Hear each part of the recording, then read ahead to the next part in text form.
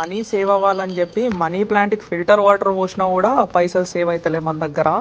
సరే కానీ అబ్రాడ్లో మీకు ఎవరైనా ఫ్రిడ్జ్ చూపించిర్రా? మా ఇంట్లో ఉన్న ఫ్రిడ్జ్ చూపిస్తా రండి. ఇది యాపిల్ కాదు, పాడైపోయిన యాపిల్ ఉండే ఫ్రిడ్జ్.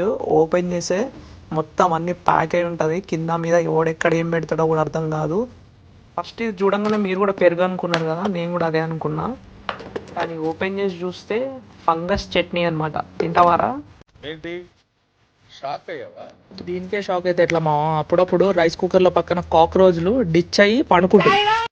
అండ్ ఇక్కడ చూస్తే ఇదే మన పాడైపోయిన యాపిల్. ఇలాంటివి చాలా ఉంటాయి మనకి.